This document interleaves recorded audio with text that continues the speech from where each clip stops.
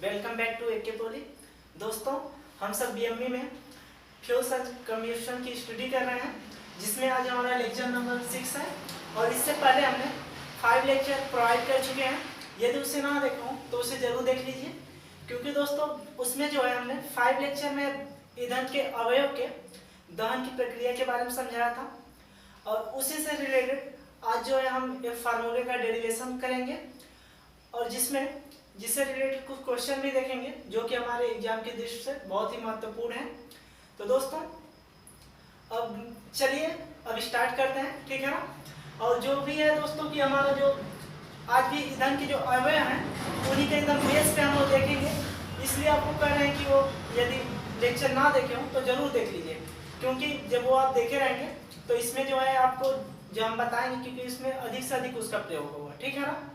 तो चलिए दोस्तों, जहाँ तक है हम आपको वैसे भी इस लेक्चर में भी पूरा बताने का प्रयास करेंगे, ताकि आपको यदि वो लेक्चर नहीं देखें तभी भी अच्छे समझ में आए, ठीक है। तो चलिए स्टार्ट करते हैं।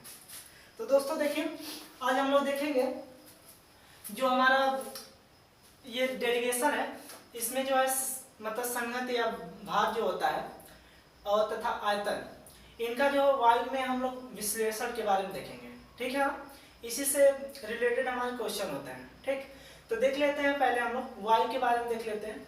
देखिए दोस्तों, जैसे हमारे वायु में जो है कौन कौन सी गैसें पाई जाती हैं, वैसे मान लीजिए जैसे वायु में जो मुख्य रूप से पाई जाती हैं तो ऑक्सीजन और नाइट्रोजन अधिक मात्रा में पाए जाते हैं, आप लोग बेहतर तरीके से जानते हैं। जिसमें दोस्तों यदि देखा जाए, यही हम देखेंगे कि मतलब संहत या भार, मतलब संहत का मतलब द्रव्यमान होता है, मतलब द्रव्यमान में हमारे जो है ऑक्सीजन कितने होते हैं और नाइट्रोजन कितने होते हैं, ठीक है। और एक आयतन के रूप में देखेंगे कि आयतन के आधार पे, ठीक है ना, कि वायु में कितने ऑक्सीजन होते हैं और नाइट्रोजन होते हैं, ठीक है। तो इस पे चलिए देख लेते हैं। देखिए जैसे हमारे होते हैं, पहला मान लेते हैं, पहला, ठीक है, संहत या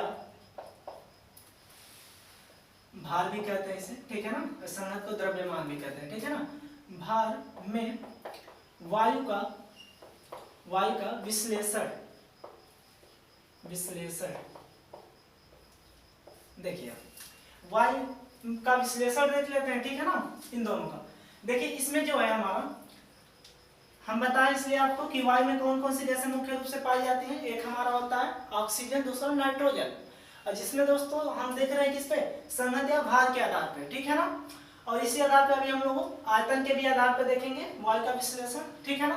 तो देखिए इसमें देख लेते हैं, पहला क्या देखेंगे, ऑक्सीजन।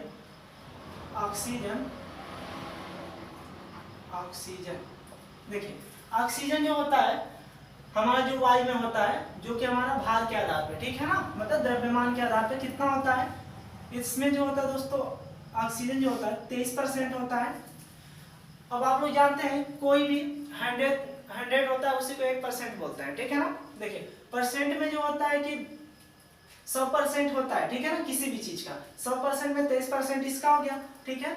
और इसमें देखिए जब नाइट्रोजन का कितना परसेंट बचा था, नाइट्रोजन, देखिए नाइट्रोजन का कितना परसेंट बचेगा हमारा, देखिए 100 में से 23 घटाएंगे, बचेगा हमारा 77%, ठीक है ना।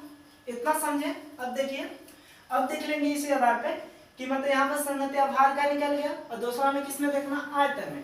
तो यहाँ पर लिखेंगे आयतन में वायु का विश्लेषण। इसमें देख लेते हैं, इसमें जो है ऑक्सीजन कितना होता है, ऑक्सीजन, इसमें जो है हमारा ऑक्सीजन जो होगा दोस्तों 21% होता है, जिसको हम मुख्य रूप से जानते हैं, ठीक है ना।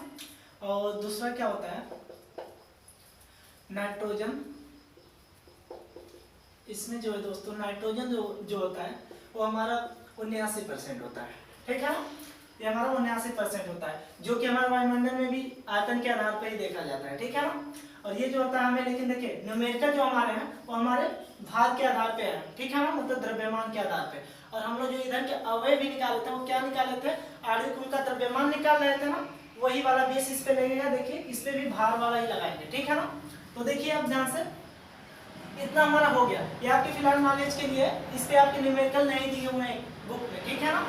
इसलिए देखिए हम लोग किस पे देखेंगे, भाग के आधार पे देखेंगे। ओके, तो देख लेते हैं दोस्तों, प्रति किलोग्राम जो होता है।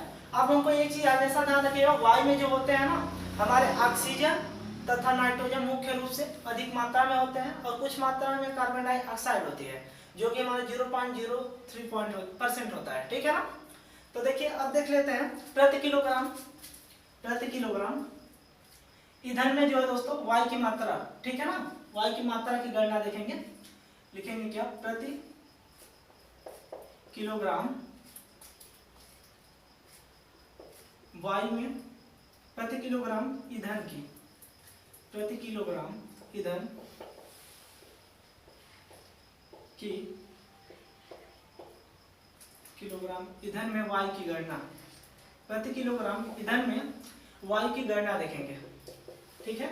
यही हमें करना है, इसका डेरिवेशन यही हमें प्राप्त करना है कि 1 किलोग्राम ईंधन में मतलब वायु की कितना केजी होता है, ठीक है ना, वायु में कितना उसकी मात्रा होती है, ठीक है ना, यही देखेंगे। तो चलिए देखते हैं, पहले मान लेते हैं हमारे जो दहनशील अवयव होते हैं। आपको पिछले लेक्चर में बताया था कि दहनशील तथा अदहनशील अवयव ही होते हैं जो ईंधन के अवयव होते हैं, ठीक है ना। दहनशील में क्या क्या आता है हमारे, कार्बन डाइऑक्साइड आता है, ऑक्सीजन नहीं, ऑक्सीजन तो मान लीजिए उसे जलाने पर आता है, कार्बन डाइऑक्साइड, सल्फर और हाइड्रोजन आते हैं, ये 3 होते हैं। जिसमें लेकिन इसमें हम लोग यही 3 होते हैं ना जो होते हैं दहनशील। अदहनशील में हमारे आते हैं ऑक्सीजन आते हैं और राख आता है, ठीक है, ये सभी आते हैं, ठीक है। तो देखते हैं यहाँ पर हम लोग दहनशील के आधार पर देखेंगे। इसमें देखिए प्रति केजी ईंधन में वायु की गणना करने पर देखिए क्या होता है हमारा। पहला आता है क्या, ऑक्सीजन, मान लेते कार्बन आता है ना, देखिए कार्बन का कितना होगा, ध्यान दीजिए, कार्बन को किससे प्रदर्शित करते हैं, सी से, मान लेते हैं सी केजी हो रहा है, ठीक है ना। और इसी प्रकार हाइड्रोजन देखेंगे, हाइड्रोजन कितना होता है, हाइड्रोजन मान लेते हैं ओ केजी। और देखते हैं क्या, सल्फर देखेंगे दोस्तों, तो क्या मिलेगा हमें, सल्फर जो होता है एस के जी मान लेते हैं, ठीक है ना, इससे प्रदर्शित करते हैं। और इसी प्रकार ऑक्सीजन भी लिख लेते हैं। देखिए ऑक्सीजन फिलहाल हमारे अदहनशील में आते हैं, लेकिन देखिए इसको हम क्यों ले रहे हैं ये भी आपको बता रहे हैं। देखिए इसे हम इसलिए लेते हैं क्योंकि इन लोगों का जो है ना, देखिए कार्बन का जो हम लोग दहन करते हैं, ठीक है, जो दहन प्रोसेस होती है, ठीक है, तो देखिए जो दहन होता है वो हमारा किस पे होता है, ऑक्सीजन में ही दहन करते हैं ना, किसी भी चीज को, हाइड्रोजन को भी ऑक्सीजन में ही जलाते हैं, तभी तो इसका दहन होता है। सल्फर को भी ऑक्सीजन को उपस्थिति में जलाते हैं, ठीक है ना। इसलिए यहाँ पर क्या करेंगे, ऑक्सीजन ही मान लेंगे। ऑक्सीजन क्या होता है, ओके जी, ठीक है। हाइड्रोजन देखिए, सॉरी दोस्तों यहाँ पे एच रहेगा, ठीक है। देखिए ये इतना हो गया, इतना आप लोगों को समझ में आया।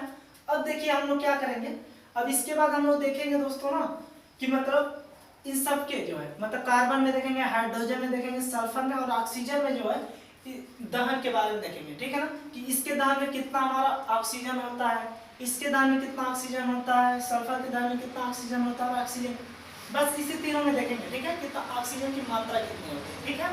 तो चलिए दोस्तों पहले देख लेते हैं कार्बन की कितनी मात्रा होती है। लिखेंगे कार्बन के दहन में, कार्बन के दहन में देख लेते हैं, ठीक है। देखिए दोस्तों कार्बन के दहन में जब देखेंगे तो इसमें क्या होगा, देखिए सबसे पहले हम क्या लेंगे, 1 केजी कार्बन के दहन में आवश्यक 1 केजी, ठीक है, दहन में आवश्यक वायु की मात्रा है, ठीक है ना। आवश्यक ऑक्सीजन के बारे में हम लोग देख रहे हैं ना, देखिए ऑक्सीजन लिख देंगे यहाँ पर, ऑक्सीजन। देखिए दोस्तों हमने पिछले लेक्चर में इसलिए आपको बताया था कि मतलब 1 केजी कार्बन में कितने ऑक्सीजन निकलते हैं, आपको हम बताए थे। जैसे कार्बन का निकाल रहे हैं ना, कार्बन क्या होता है, सी होता है, ऑक्सीजन उसमें क्या होता था, O2 मानते थे ना। देखिए ऑक्सीजन जो होता है इसमें कितना होता है, देखिए ऑक्सीजन का परमाणु क्रमांक कितना होता है, 8 होता है, उसका परमाणु भार कितना होता है, 16 होता है। तो इसमें हम लोग क्या लेते हैं, परमाणु भार लेते हैं, ठीक है ना। उसमें हम बताए थे आपको कि परमाणु भार के रूप में हम लोग देखे थे, ठीक है ना। तो देखिए परमाणु भार 16 होता है, 16 दूना कितना हो जाएगा, 32, इतना हुआ। और हम ये भी कहते हैं कि कार्बन का कितना होता है, 6 परमाणु क्रमांक होते हैं, 6 दूना 12 परमाणु भार होते हैं, ठीक है। तो 12 से हम लोग क्या करेंगे, डिवाइड कर देते थे, मतलब जिसका निकालते थे, कार्बन का निकालते थे 2 कार्बन से हम लोग डिवाइड करते थे पूरे में, ठीक है। तो देखिए इसके में से हमें क्या मिलता था, कार्बन डाइऑक्साइड मिल जाता था, ठीक है ना। तो देखिए दोस्तों इसमें टोटल में क्या करते थे, जिसका निकाले उससे हम लोग डिवाइड कर देते थे उसके परमाणु भार से। तो 12 से डिवाइड करेंगे, देखिए 4 तिहाई 12 4 8 32, मतलब 8/3 आया, ठीक है ना। तो यहाँ पर ध्यान दीजिए इसका ऑक्सीजन कितना हो जाएगा, देखिए तो कार्बन में हमारे 1 kg कार्बन में कितने ऑक्सीजन की मात्रा निकली थी उस वक्त भी और इस वक्त भी, देखिए क्या निकली 8/3, ठीक है ना। हमने पिछले वाले लेक्चर में आपको इसलिए अच्छे से बता दिया था। अब देखिए ध्यान से इतना हो गया, अब निकालेंगे इसमें जो है, देखिए कार्बन था ना, अब निकालेंगे C kg के बारे में, ठीक है ना। मतलब C kg कार्बन, इसीलिए C kg कार्बन के दहन में आवश्यक ऑक्सीजन, आवश्यक ऑक्सीजन, ऑक्सीजन, ठीक है। देखिए ध्यान से इसमें ऑक्सीजन क्या हो जाएगा, ऑक्सीजन में नहीं है 8/3, तो गुणे कर देंगे C kg में, देख रहे हैं तो यहाँ पर गुणे कर दीजिए C, ठीक है ना। इसके इक्वल भी लिख सकते हैं आप, देखिए ध्यान से क्या लिख देंगे, यहाँ पर इक्वल करिए, यहाँ पर देखिए 3 से 8 को डिवाइड कर दीजिए, कितना हो जाएगा, 3 से 8 को डिवाइड करेंगे, देखिए 3 दूना 6, ठीक है, बचा 2, 20 हो जाएगा, 3 छक 18, फिर 2 बचा 20 हो जाएगा, 3 छक 18, मतलब 6 करके आएगा, ठीक है। 2.66 करके आएगा। मान लीजिए हम 2.66 लिख देते हैं, गुणे में C लगा देते हैं, ठीक है ना। ये कार्बन हो गया। आई होप दोस्तों आपको इतना अच्छे समझ में आया होगा। तो दोस्तों इसको जो है आप लोग स्क्रीनशॉट ले लीजिए ताकि इसे हम रफ करें और अन्य भी जो हमारे दान है उनके बारे में बताएं, ठीक है। तो चलिए दोस्तों अब देख लेते हैं दूसरा, क्या हमारा दूसरा देख लीजिए। दूसरा जो हम लोग देख रहे थे हाइड्रोजन के बारे में, ठीक है ना। हाइड्रोजन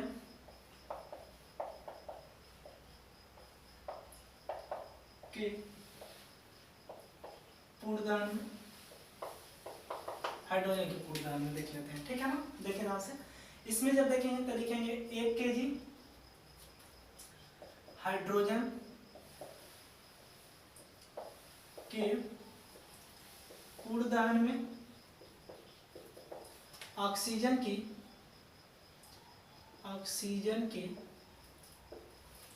ठीक है ना, पूर्णदहन में ऑक्सीजन की मात्रा देख लेते हैं इसे, ठीक है ना। ऑक्सीजन की मात्रा,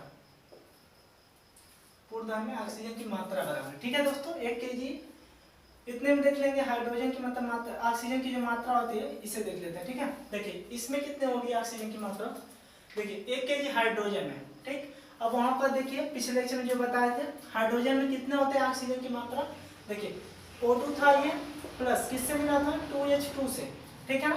तो देखिए ध्यान से यहाँ 2 है, 2 यहाँ पर है। हाइड्रोजन का परमाणु क्रमांक भी 1 होता है, परमाणु भार भी 1 होता है, ठीक है ना। तो देखिए 2 1 जा 2, 2 2 जा 4 हो जाएगा, ठीक है ना। 4 हुआ इसका, प्लस ऑक्सीजन का कितना हुआ 8 दूना 16, 16 परमाणु भार हुआ, 16 दूना 32 हो जाएगा यहाँ पर, ठीक है। 4 से जब डिवाइड करेंगे इसे, 4 8 है 32, 8 निकल जाएगा यहाँ से, ठीक है ना। तो देखिए यहाँ पर कितना हुआ 8 निकला, ठीक है ना।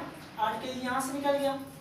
अब देख लेते हैं यहाँ से हाइड्रोजन का देख रहे हैं ना, तो H kg यहाँ पर देखिए हाइड्रोजन के पूर्ण दहन में ये ऊपर वाला रहेगा, ऑक्सीजन की मात्रा कितनी हो जाएगी दोस्तों, ध्यान दीजिए। H kg देख रहे हैं तो 8 गुणे H kg, इतना मान लीजिए हो गया।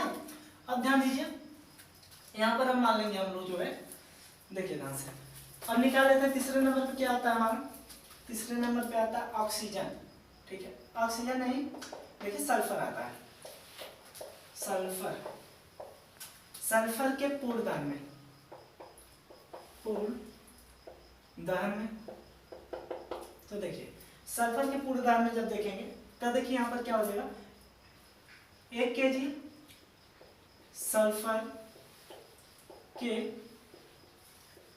पूर्णदहन में ऑक्सीजन,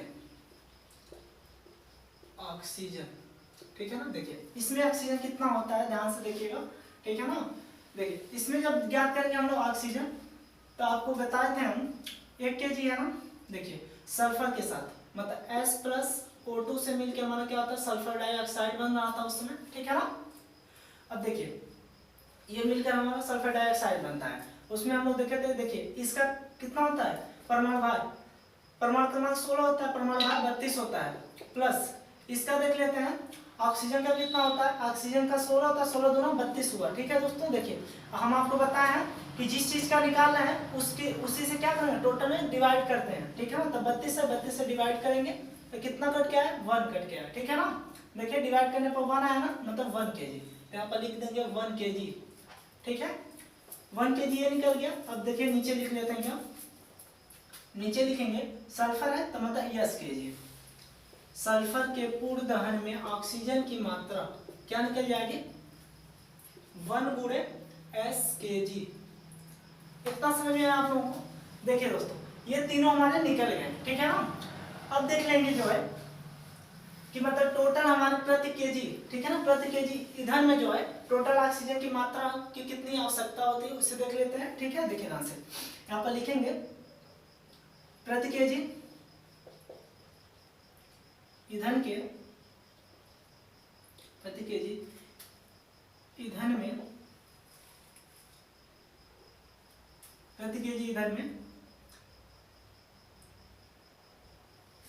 ऑक्सीजन की, ऑक्सीजन की वायु में मात्रा, वायु में द्रव्यमान की मात्रा, देखिए वायु में संहत लिख दीजिए या फिर संहत के आधार पर मात्रा। ठीक है, इतना कर देंगे। देखिए प्रति केजी ईंधन में ऑक्सीजन की वायु में संहत के आधार पर मात्रा कितनी हो जाएगी, ध्यान दीजिए। देखिए टोटल हमारी कितनी निकली, मान लीजिए वहां पर 8 kg है। देखिए यहाँ से क्या निकला, पीछे वाले में हमारा पहले कार्बन निकला था ना, ध्यान दीजिए कार्बन कितना आया था हमारा, कार्बन जो है दोस्तों आया था 8/3 मतलब 2.66 आया था ना, गुणे C ये आया था। प्लस करेंगे, प्लस हो जाएगा हमारे यहाँ पर 8 गुणे H हो जाएगा। प्लस करेंगे इसका मतलब 1 गुणे S। ठीक है, इतना हो गया हमारा, निकल गया टोटल ऑक्सीजन, इतने की आवश्यकता होगी हमें। ठीक है ना, अब ध्यान दीजिए इतना होने के बाद क्या करेंगे इसमें। देखिए दोस्तों एक चीज जान लीजिए पहले कि कोई मान लीजिए ईंधन है, ठीक है, उससे हम क्या करते हैं, जब जलाते हैं तो क्या होता है, उसमें ऑक्सीजन जब पहले से विद्यमान रहता है तभी तो वो जलता है, तभी जलेगा जब ऑक्सीजन पहले से रहता है, तभी तो हम किसी भी ईंधन को जलाते हैं तुरंत जलने लगता है। ठीक है, तो इतना हमें पता है कि ऑक्सीजन पहले से उसमें विद्यमान रहते हैं। ठीक है, उसी की वजह से यहाँ पर लिखेंगे चूंकि ईंधन में ऑक्सीजन पहले से विद्यमान होती है,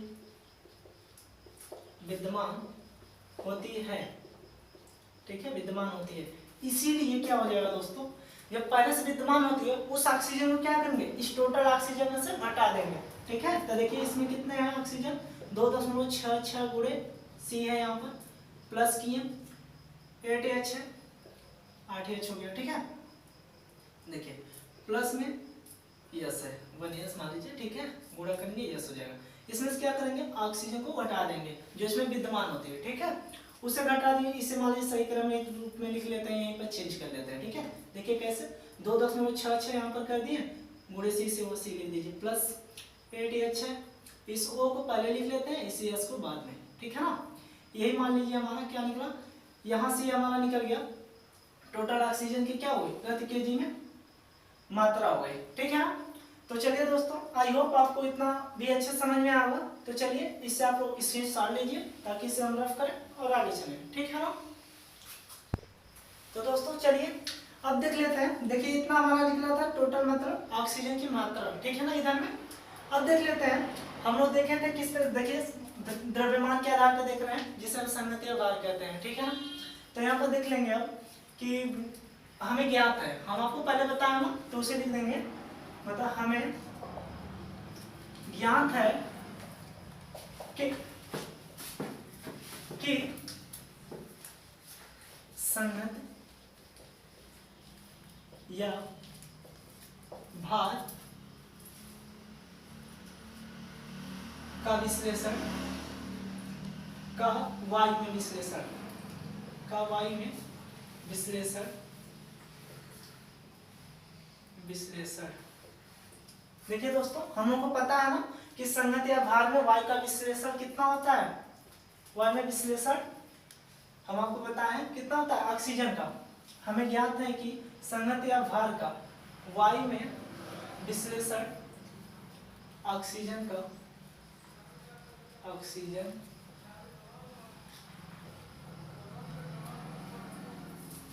भार का y में विश्लेषण ऑक्सीजन के आधार पर। सॉरी दोस्तों, एक चीज रुकिए, इसे सही क्रम में लिख दें, थोड़ा सा मिस्टेक हो गया यहाँ पर। देखिए यहाँ से जो यहाँ से मिटा दीजिए। अब लिखेंगे हमें ज्ञात है कि संगत या भार के आधार पर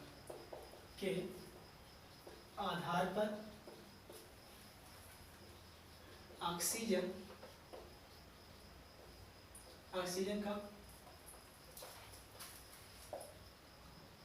वायु में विश्लेषण। ठीक है, अब ध्यान दीजिए कितना हुआ। अब देखिए इसमें क्या हुआ, हमें ज्ञात है कितना था, हमें ज्ञात है ऑक्सीजन का विश्लेषण कितना होता है संगत या भार के आधार पर। पहले आपको बता चुके हैं कि मतलब 23% होता है। ठीक है, 23% आपको बताए हैं। तो देखिए उसमें ऑक्सीजन की मात्रा 23% होती है संगत या भार के आधार पर। तब लिखेंगे अतः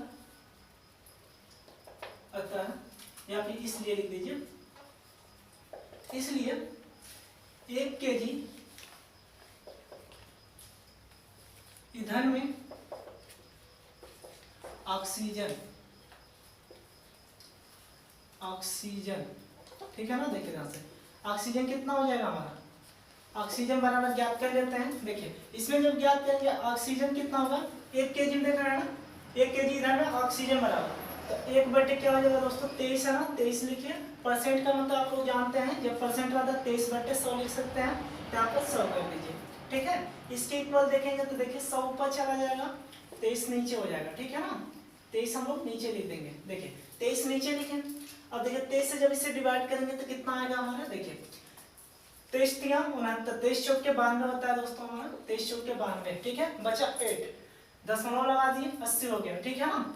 अब देखिए 23 तिया 69 होता है, बचा कितना, 80 में से घटाएंगे 69, 11 बचा, 11 में 110 हो गया। ठीक है ना। तो देखिए 23 चौक के 92 ही आएगा, फिलहाल उसके बाद भी आएगा, मान लीजिए 23 चौक के मान यहाँ पर 5 मान ले रहे हैं। ठीक है ना, कुछ और भी आएंगे, उसे टोटल 5 मान ले रहे हैं। ठीक, इतना केजी क्या आया हमारा, ऑक्सीजन आ गया ईंधन में। ठीक है ना, 1 kg ईंधन में इतने ऑक्सीजन आ गए।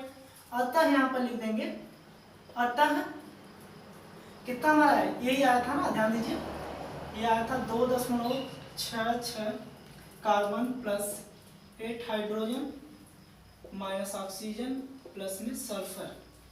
इसमें क्या हो जाएगा दोस्तों, टोटल हमारा ये कितना है ऑक्सीजन, 4.35। ठीक है ना, इतने से इसमें टोटल में मल्टीप्लाई हो जाएगा, ये हमारा टोटल केजी में निकल जाएगा। ठीक है ना, प्रति केजी। देखिए अतः लिखेंगे प्रति केजी ईंधन में ऑक्सीजन की कुल मात्रा। ठीक है ना, मतलब संगत के आधार पर। ठीक है ना, इतना लिख देंगे, अतः इतना यहाँ पर लिख देते हैं, अतः इतना संगत या भार के आधार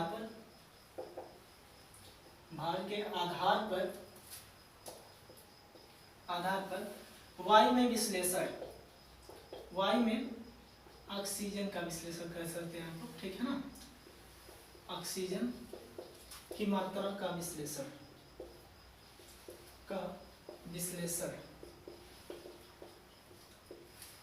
इतना केजी होगा। ठीक है ना, ये हो गया आपका। ठीक, ऑक्सीजन की मात्रा का विश्लेषण हो गया। आई होप दोस्तों आप लोगों को ये समझ में आएगा। और दोस्तों जो ये हमारा ये है ना, जो हमारा 4.35 कोष्टक में 2.66 carbon plus 8 hydrogen minus oxygen plus sulphur, ये केजी आया ना। अब देखिए इसे हम लोग क्या करते हैं, ध्यान से देखिएगा, इसे जो हम लोग चेंज करते हैं कैसे, देखिए इसका फार्मूला में निकालते हैं, 4.35 आ गया, यहाँ पर देखिए 2.66 कार्बन हुआ प्लस किए। अब देखिए इन दोनों में जो है हाइड्रोजन और ऑक्सीजन में क्या करेंगे, 8 से गुणा और 8 से भाग करेंगे। ठीक है ना, इन दोनों में, सिर्फ इन दोनों में। ठीक है, ध्यान दीजिए, तो क्या करेंगे, देखिए मान लेते हैं 8 से गुणा कर रहे हैं। ठीक है, ये टोटल क्या है, इसे लिख लेते हैं। ठीक है, और 8 से भाग कर रहे हैं। ठीक है ना, देखिए इसमें कोई परिवर्तन नहीं हुआ, जब 8 से गुणा 8 से भाग कर दिया, ठीक है ना।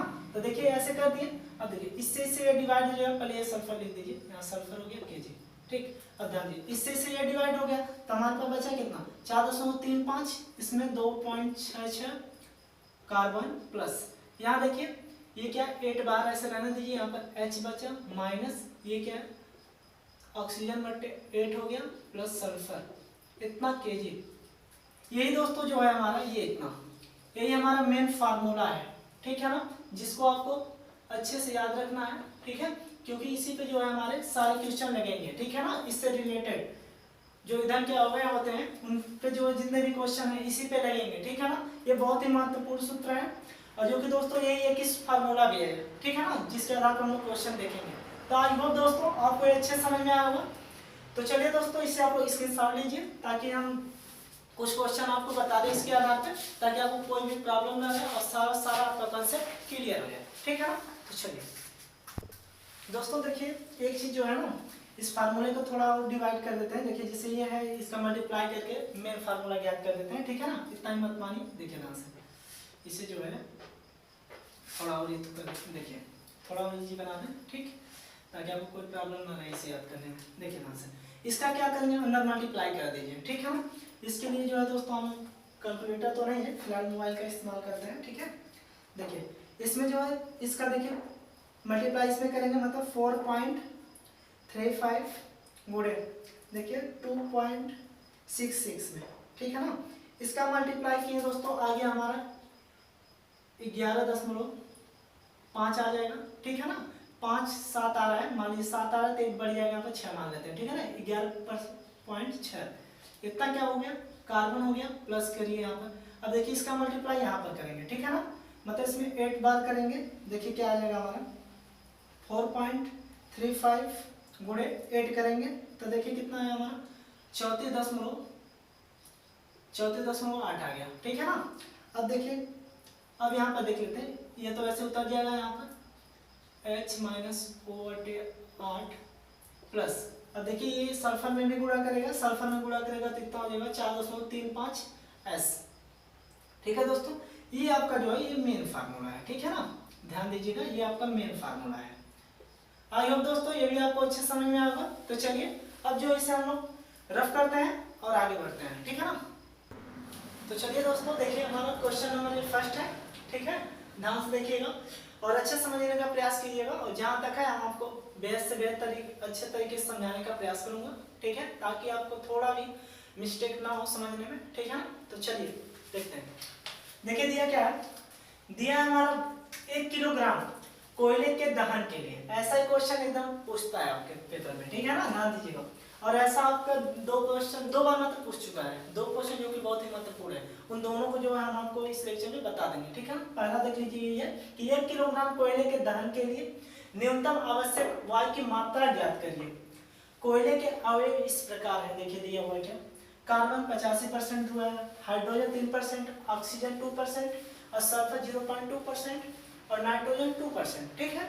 और जिसमें आप लोग जानते हैं इसका फार्मूला जो है, ठीक है, उसमें आप लोग देखे होंगे कि नाइट्रोजन का उसमें कहीं कुछ नाम ही नहीं है ना।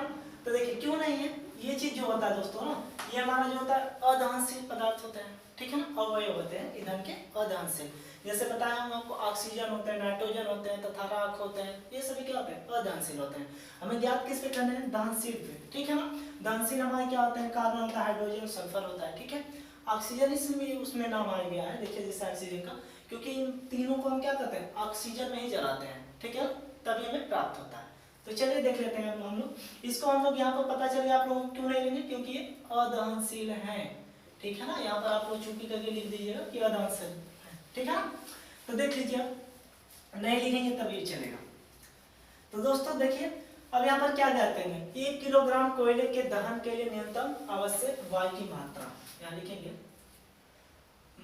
चलिए ठीक है, हल लिखिए। यहाँ पर आप लिख सकते हैं दिया है, पहले दिया है, आपको पता है ये कार्बन कितना दिया है 85%, ठीक है दोस्तों। देखिए 85% का मतलब हम लोग परसेंट को क्या करते हैं, साधारण में ले लेते हैं। देखिए परसेंट का मतलब 100 से भाग होगा यहाँ पर, ठीक है ना, 85/100 हो जाएगा भिन्न के रूप में, ठीक है।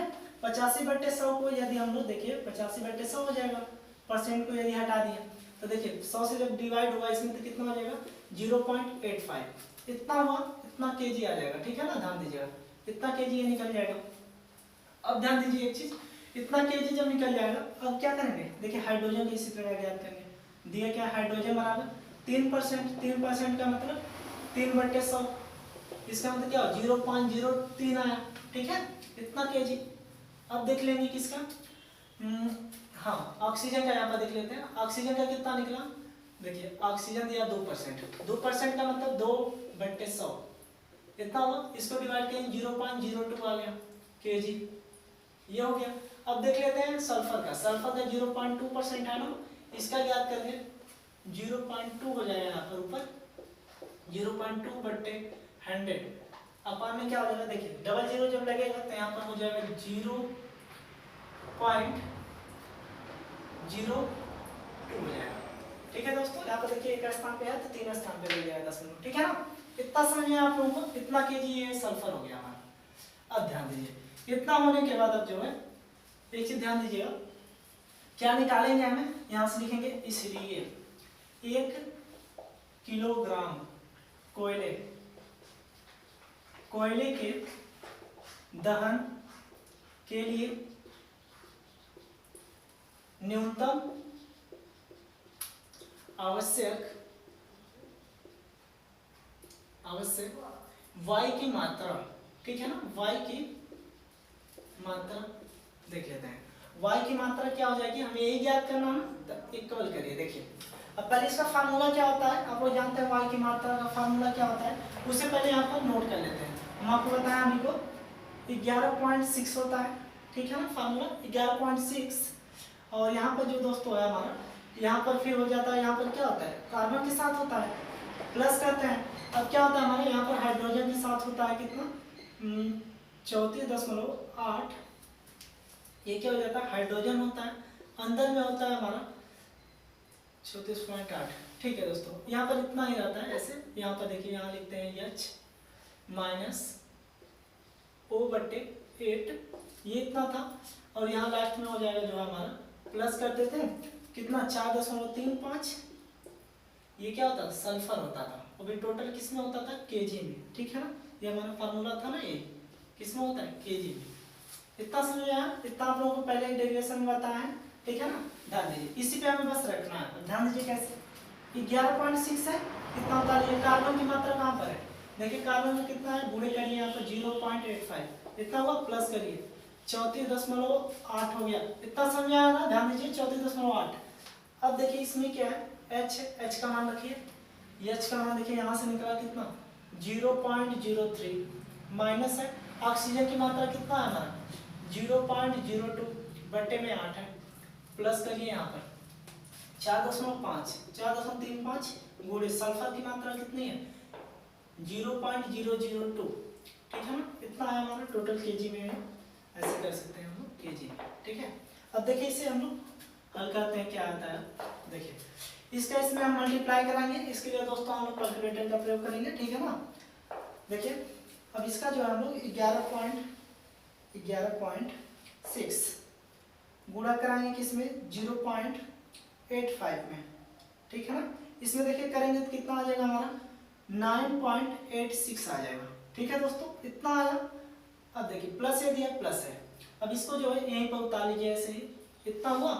अब इससे पहले इसको हल कर लेते हैं, इसमें देखिए इसको हल कर लेंगे पहले, कितना आएगा, इसमें इसका गुणा करेंगे। ठीक है, कितना है 0.003 है, देखिए 0.03 है, गुणे करेंगे कितने से 8 से गुणा करेंगे आ जाएगा हमारा 0.24, माइनस में इतना हो जाएगा यहाँ पर 0.02 बटे में 8 आ जाएगा, इतना हुआ, प्लस इसका मल्टीप्लाई यहाँ पर कर लेते हैं दोस्तों। देखिए 4.35 गुणा करिए 0.002 में, इसमें करेंगे तो हमारा आ जाएगा 0.0087 आ जाएगा। ठीक है ना, अब ध्यान दीजिए इतना होने के बाद क्या करेंगे, अब देखिए इसे यहाँ पर उतार लेते हैं ऐसे ही। ठीक है, और इसे भी यहाँ पर मान लीजिए उतार लेते हैं, पहले इसे हल कर लेते हैं टोटल। देखिए इसमें से इसको करेंगे क्या, घटा देंगे, तो देखिए हम घटाएंगे, हमारा हो जाएगा 0.24 माइनस कर दीजिए 0.02, ठीक है ना। इतना माइनस करेंगे हमारा बचेगा 0.22 बट्टे में 8, यहाँ क्या होगा प्लस 0.0087, ठीक है। अब यहाँ पर होगा 986 प्लस, इसमें देखिए ना सर, इसमें जो इसका मल्टीप्लाई करके इससे डिवाइड कर दे रहे हैं, ठीक है ना। ध्यान दीजिए कितना दिया 34.8, इतना हुआ, गुणे करिए 0.22 में इतना हो गया। अब ध्यान दीजिए इतना इक्वल करके डिवाइड कर देना है 8 से, ठीक है। देखिए 8 से डिवाइड करेंगे हमारा आ जाएगा 0.957, इतना हुआ, प्लस करिए, प्लस करके इसे यहाँ पर लेते आइए 0.0087, इतना हो गया दोस्तों। अब ध्यान दीजिए अब क्या करेंगे, इन टोटल का ये क्या है केजी में आया है ना, केजी लिख दीजिएगा, ठीक है। अब इन सबको ऐड कर देंगे, ठीक है ना। देखिए ऐड करने पर हमारे कितने आ जाएंगे, यहाँ पर है 9.86, ये हो गया, प्लस करेंगे, देखिए प्लस हुआ। अब करेंगे 0.957 प्लस करिए, हो जाएगा 0.0087, ये है ना। देखिए टोटल आ गया दोस्तों हमारा 10.8257, कितना केजी। ये दोस्तों हमारा क्या हो जाएगा, आंसर हो जाएगा। आई होप दोस्तों आप लोगों को ये भी अच्छे से समझ में आया होगा, ठीक है। तो चलिए इसे आप लोग स्क्रीनशॉट ले लीजिए ताकि इसे हम रफ करें, और एक क्वेश्चन और है उसे भी बता दें आपको, ठीक है। तो दोस्तों देखिए हमारा दूसरा क्वेश्चन ये दिया हुआ है, ध्यान से पढ़िएगा, ठीक है। देखिए ये दोनों क्वेश्चन जो है आपके एग्जाम में पूछे गए हैं, ठीक है ना, प्रीवियस एग्जाम में। तो ध्यान से देखिए 1 लीटर पेट्रोल के पूर्ण, यहाँ पर देखिए 1 लीटर पेट्रोल के पूर्ण के लिए, ठीक है, आवश्यक, देखिए दोस्तों ये जो है यहाँ पूर्ण दहन है ना, ध्यान दीजिए, देखिए 1 लीटर पेट्रोल के पूर्ण दहन के लिए आवश्यक सैद्धांतिक वायु संघनत्व ज्ञात कीजिए, ठीक है ना। अब देखिए इसमें दिया क्या है, दिया हमारा 86% कार्बन है, 14% हाइड्रोजन है, वह पेट्रोल का अपेक्षित गुरुत्व भी दिया है 0.75 दिया है, ठीक है ना, इतना है। अब देखिए ध्यान से, इसमें देखिए दो ही चीजें हमारे दी हैं जो इधर क्या हुआ है, देखिए कार्बन और हाइड्रोजन, ठीक है ना। देखिए जब इन लोगों को लेना रहता है, चलिए अच्छा स्टार्ट करते हैं तब बताते हैं आपको बीच में, ठीक है। देखिए ध्यान से, इसमें क्या करेंगे, 1 लीटर पेट्रोल के लिए पूछ रहा है ना, तो यहाँ पर लिखेंगे 1 लीटर पेट्रोल के लिए, पेट्रोल के पूर्णदान के लिए आवश्यक वायु संगति बराबर, ठीक है ना, वायु संगति बराबर। देखिए क्या हो जाएगा हमारा फार्मूला क्या होता है दोस्तों, उसमें जो है ना उतना फार्मूला होता है जिसमें ऑक्सीजन भी होता है, सल्फर भी होता है, ठीक है ना। देखिए हमें फार्मूला का उतना ही भाग लेना है जितना हमें पूछा हो, ठीक है। देखिए इसमें कार्बन दिया हाइड्रोजन, तो उस फार्मूले का केवल हम हाइड्रोजन तक ही फार्मूला लेंगे। देखिए जैसे वहाँ फार्मूला होता है क्या है, 11.6 होता है, कार्बन होता है, ठीक है। उसके बाद क्या होता है, प्लस करते हैं 34.8, ये क्या होता है, हाइड्रोजन होता है। उसके बाद कोष्टक में हमारा होता है मतलब H, यहाँ पर H होता है ना कोष्टक में, H -O/8 मतलब ऑक्सीजन/8, तो यहाँ पर ऑक्सीजन की मात्रा नहीं दी हुई है इसलिए न सल्फर की दी हुई है, इसलिए उसे हम नहीं लेंगे, ठीक है ना। जितने की हमें जरूरत है उतना ही लेंगे, इतना फार्मूला का केवल हम लोग प्रयोग करेंगे इसमें, ठीक है ना। तो ध्यान दीजिए, देखिए 11.6 हो गया, गुणे C दिया है, C मतलब 86%, 86% को हम लोग लिख सकते हैं 86/100, इतना कर सकते हैं। अब ध्यान दीजिए, अब हो जाएगा प्लस 34.8। अब इस बात का बेहद ध्यान दीजिएगा, जो चीज दिया उतना ही फार्मूला ऐड करेंगे। अब देखिए 8 हुआ, गुणे H का मान कितना आया 14%, 14/100 कर दीजिए, ठीक है। अब देखिए इसे हम लोग क्या करेंगे, हल कर देंगे। देखिए हल करेंगे क्या आएगा यहाँ पर, देख लीजिए। इसे दोस्तों देखते हैं हम लोग कैलकुलेटर के माध्यम से, देखिए सहायता से। देखिए इतना दिया ना, पहले हम लोग क्या करते हैं, यहाँ पर जो 11.6 लिखिए, कितना हुआ, गुणे मान लीजिए इसे यहाँ पर हो जाएगा 0.86 हो जाएगा, 100 से भाग देंगे, प्लस हो जाएगा कितना 34.8, इतना हुआ, गुणा करिए, ये देखिए 100 से इसमें डिवाइड करेंगे 0.154 आ जाएगा, ठीक है ना, या फिर 0.14 आ जाएगा, इतना हुआ। ये टोटल केजी में है, ध्यान दीजिए। अब इसे हल करिए। अब देखिए हम लोग मल्टीप्लाई कर देते हैं, कितना है 11.6 गुणे 0.86 इतना हुआ। देखिए कितना आ रहा है हमारा 9.976 प्लस इसका अब इसमें मल्टीप्लाई कर दे रहे हैं। देखिए 34.8 है ना, 8 हो गया, गुणे करेंगे कितना है 0.14, ठीक है ना, इतना किए तब आ गया हमारा 4.872 इतना हुआ दोस्तों। अब इसे क्या करते हैं ऐड कर लेते हैं टोटल को, ठीक है ना, ऐड कर लेते हैं इसे भी 9.976। देखिए दोस्तों हमारा इसे ऐड करने पर आ गया 14.848 इतना। आप लोगों को समझ में आया। देखिए इतना केजी हमारा क्या हो गया 1 लीटर में आवश्यक निकल गया, ठीक है ना, आवश्यक जो हमें चाहिए वायु की संगत ये निकल गई। अब देख लेते हैं पेट्रोल का अपेक्षित कितना दिया, गुरुत्व दिया हुआ है। अब लिखेंगे यहाँ पर चूंकि पेट्रोल का अपेक्षित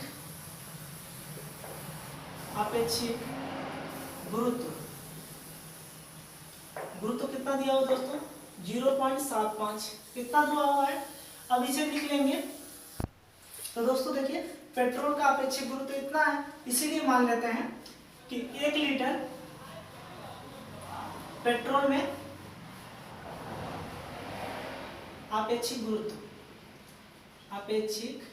गुरुत्व जो है गुरुत्व मान लेते हैं, ठीक है। कितना हो जाएगा 0.75 लीटर या फिर केजी मान लेते हैं, ठीक है ना, लीटर मान लीजिए, ठीक, इतना हो गया। अब देख लेंगे इसे जो 1 केजी मान लीजिए, ठीक है ना, क्योंकि ये भी हमारा केजी में दिया हुआ है, केजी मान लीजिए, केजी हो गया, ठीक है ना, केजी 0.75 केजी हो गया, ठीक है। अब इसमें जो देखेंगे, देखिए अतः लिखेंगे कुल वायु संहति बराबर संहति इक्वल टू, देखिए क्या होगा हमारा, ध्यान दीजिए, ये जो हमारा मान है इतना, ठीक है ना, इतने मान को लिखेंगे यहाँ पर 14.848 ये हो गए टोटल। इसमें क्या करेंगे, इससे गुणे कर देंगे 0.75 से, ठीक है। देखिए अब कितना आ जाएगा हमारा टोटल निकालने के लिए। देखिए प्रोसेस यही है कि 14.848 गुणे करेंगे कितना 0.75, ठीक है दोस्तों। देखिए आ गया हमारा 1113 मतलब 1113.6 केजी, ठीक है दोस्तों। आई होप आपको ये भी क्वेश्चन अच्छे समझ में आया होगा। तो दोस्तों इसी क्वेश्चन के साथ ही हमारा लेक्चर पूरा होता है, ठीक है ना। इसके बाद दोस्तों जो है इस चैप्टर में हमें 2 लेक्चर और है हमारे, ठीक है ना, जिसमें 2 लेक्चर में आपका पूरा समाप्त हो जाएगा। अगला लेक्चर जो आपको बताएंगे उसमें जो है दोस्तों हम लोग पढ़ेंगे मतलब लेक्चर नंबर 7 में कि आर्सर उपकरण द्वारा जो फ्लू गैस होता है उसका विश्लेषण देखेंगे, ठीक है। फिर उसके आधार पर भी न्यूमेरिकल है, ठीक है, तो उसको भी बता देंगे उसके अगले लेक्चर में, ठीक है, ताकि आपका 2 लेक्चर में पूरा ये जो है आपका पूरा फिनिश हो जाएगा दूसरा चैप्टर, ठीक है ना। तो दोस्तों अच्छे से पढ़ते रहिए। जय हिंद, टेक केयर।